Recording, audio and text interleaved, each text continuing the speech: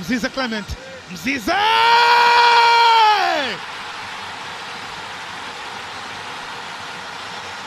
Attention please. Tunamshukuru Mwenyezi Mungu, tupo sawa sawa kwa uwezo. Mpaka kwenye press. Hiyo kawaida, tusajua game sio yetu. Mmekula manyoya. Angekuwa game yetu sasa tungekuwa tuko uwanjani tunazunguka tuna na kispika chetu, watu wanajua kama Simba anacheza.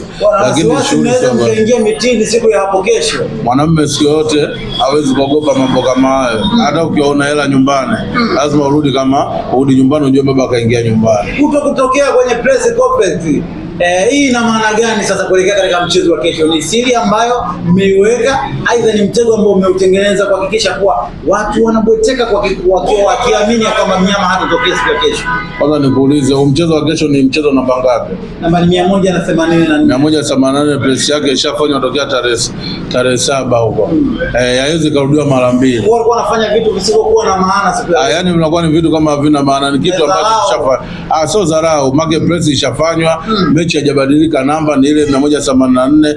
Ingekuwa vikao vya ndoa ndio vinafanyika kila Jumapili, mnapanga nyewe mnakutana lini kwa lini. Watu watarajie kesho mtakuwa uwanjani. Kwa uwezo Mwenyezi Mungu inshallah, si kesho ndio kuchukua ndoo yetu. Haina pingamizi.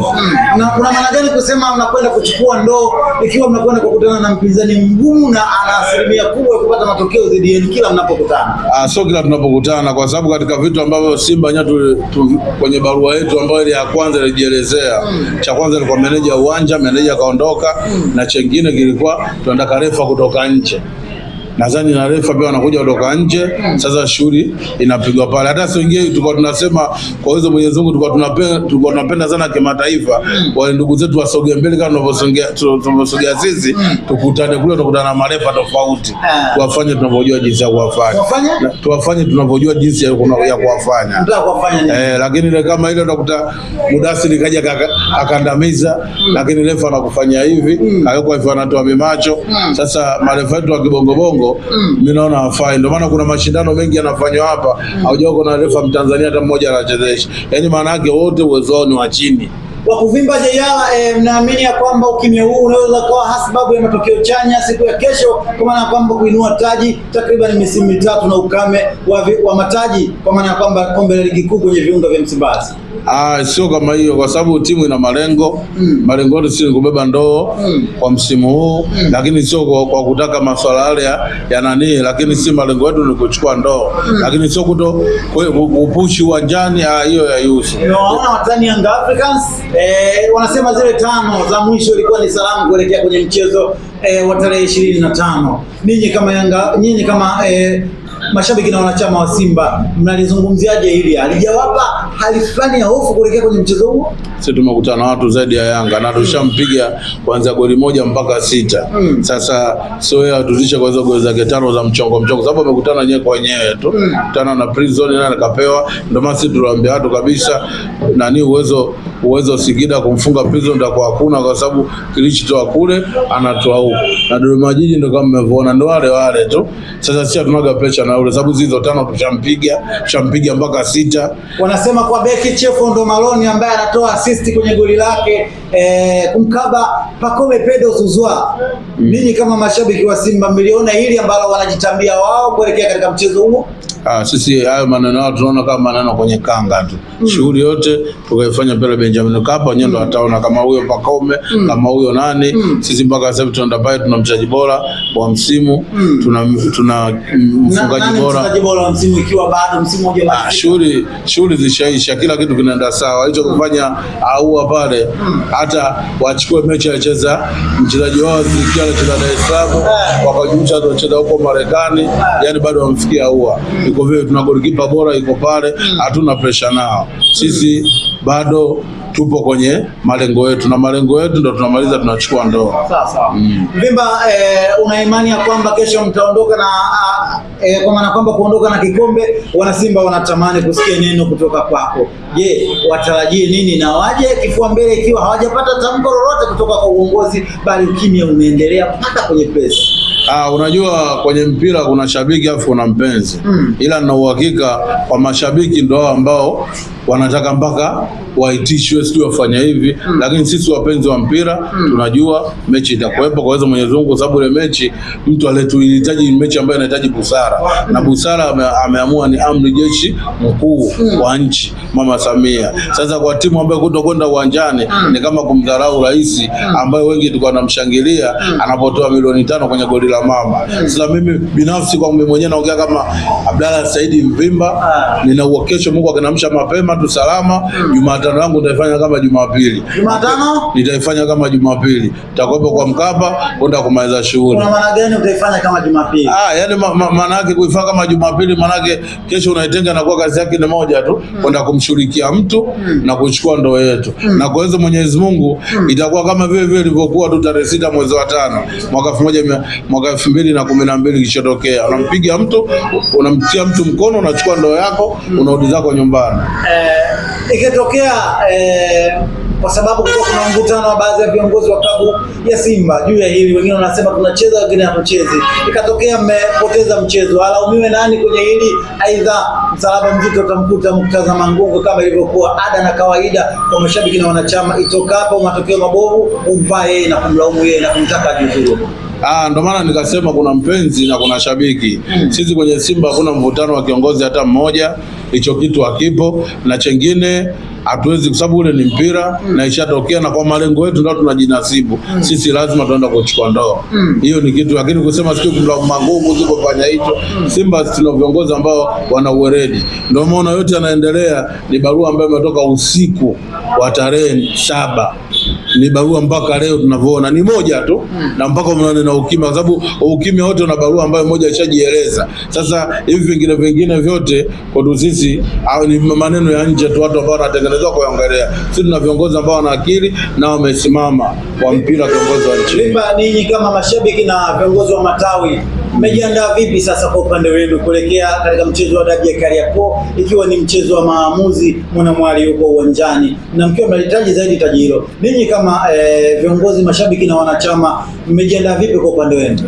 Si cha muhimu, shughuli zote tushamaliza ambazo tunazifanya kwa kila mechi na kila mtu kwenye position yake. Hapa kilichobaki tunaambia tu kwa mashabiki na wapenzi pia wa klabu yetu ya Simba, kilichobakia tu dua kumuomba Mwenyezi Mungu tu, shughuli imeisha. Kwa sababu ambayo mmeyafanya labda yanaweza kaelezeka. Sisi sio kama kina Likamu ambao na kalo polopo tu. Sisi watu wa kiume tumeomba, tunavifua, kilichofanyika bado kinabakia kwenye kifua cha mambo ya kamati hayo. Lakini mambo kama kina Likamu kutoa porojo siku mechi imeisha saa 9 usiku. Sisi ni wanaume. Unajua kuna mwanamume afu kuna mtoto wa kiume. Ninyi wanaume? Sisi ni wanaume afu kuna watoto wa kiume. Watoto wa kiume ndio kama kina Likamu wenyewe wanakaa vitu kuvi toa porojo tu. Simba fanya kama unaiona Simba Sports Club chini ya mwalimu Fadlu Davis imeingia siku ya hapo kesho kwenye mechi dhidi ya watani wenu. Nipe first 11 ya kuelekea katika mchezo huo. Uzuri mimi niko nje. Mimi ni mtu wa 12, ila afu na chengine kabisa ndio anasema kidogo naongea na mtu ambaye mpira anaujua alafu na uheshimu. Sasa kupanga kikosi ni kazi ya kumwingilia mwalimu, na mimi siwezi kumwingilia mwalimu sababu naheshimu taaluma yake, ila mwalimu kikosi ambacho atakipanga, sisi kazi yetu kumsupport na kushangilia na kuwa pamoja na timu yetu. Na imani na timu yenu kuelekea siku ya hapo kesho, ikiwa performance ambayo ilionekana kwenye mchezo uliopita ilikuwa si ya kuridhisha, baadhi ya mashabiki wakisema hivyo.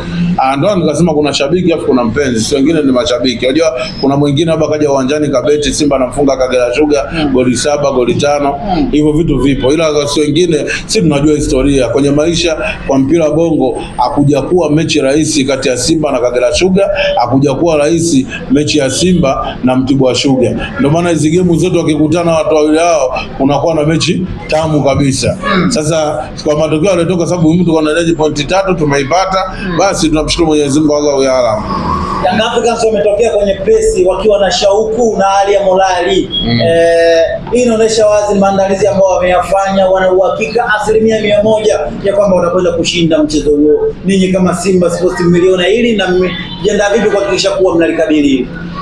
Wacha wajite, kila mtu na unajua kila mbuzi anakula kutokana na urefu wa kamba yake. Wao waache wenyewe walicho hiyo press yao, wamefanya press yao kwa sababu mechi yao. Uzuri pale sisi wenyewe Waswahili tunasema mwanamke anaolewa nyumbani kwao tu. Sasa sisi Yanga kesho iko nyumbani, sisi tunaenda kuchukua mke wetu, na lazima bwana harusi unapotokea lazima aandae maandalizi. Kwa sababu Waislamu kuna kombe, bwana harusi lazima ale kombe, matubai yawepo, vijigoma goma, sisi tunapenda kumchukua mke wetu. Sasa Yanga tunasema na kauli yetu ile moja tu, mwanamke anaolewa nyumbani kwao. Sisi kesho tunaenda kuchukua mke wetu, wacha wajiandae, ndio kazi yao ilivyo. Wanayanga wamesema siku ya kesho wataushangaza umma na Afrika kwa ujumla itaelewa kwamba Yanga Africans ndio timu tishio zaidi hapa nchini Tanzania na Afrika Mashariki. Kwa mimi naona labda hata rudi kipindi cha pili. Kama wataandaa kushangaza umma, nitapomfanya kipindi cha kwanza labda cha pili hata rudi. Naona umma wataushangaza kwa unaziona ngapi? Unaziona ngapi? Sisi tunaona ule mkono kama unajirudia tena tu kumaliza. Kwa upande wenu au kwa upande wao? Nakwambia kwa mimi nilikuwa kama mnyama. Sisi yule kesho tunamchukua. Yaani tunamchukua vizuri tu. Yaani asahau kivyo vyote. Tunalichukua ndoo, na hiyo ndoo inavyoondoka Msimbazi, ukimya huu utaendelea tu mpaka kwenye Simba. Mpanzo yupo. She unauliza tena harufu mbaya chooni Mpanzo ni mchezaji wa Simba, na Simba ni timu ambayo inafuata taratibu zake, sio kama timu nyingine ligi haijaisha mchezaji anaondoka anaenda nchi nyingine. Ile Simba anafuata utaratibu wake wa mpira. Ndio anasema sisi tuna viongozi ambao madhubuti wamesimama. Mchezaji ligi bado haijaisha, mchezaji yuko Tanzania. Vimba Jayala, mimi nakushukuru kwa muda wako na wasaa wako juu ya yale ambayo umeyazungumza, na ningeomba watu tukutane hapo chini kwenye comment section. Inshallah, mimi nashukuru kwa Mwenyezi Mungu na kutakieni mashabiki wote wa mpira kesho twende tukajumuike tuangalie mpira mzuri, kwa sababu hii dabi ya 154 ishakuwa kama kizungumkuti kwenye nchi. Cha muhimu tumombe Mwenyezi Mungu ajalie tuimalize salama hadi tuanze na maisha mengine. Mzize Clement, Mzize!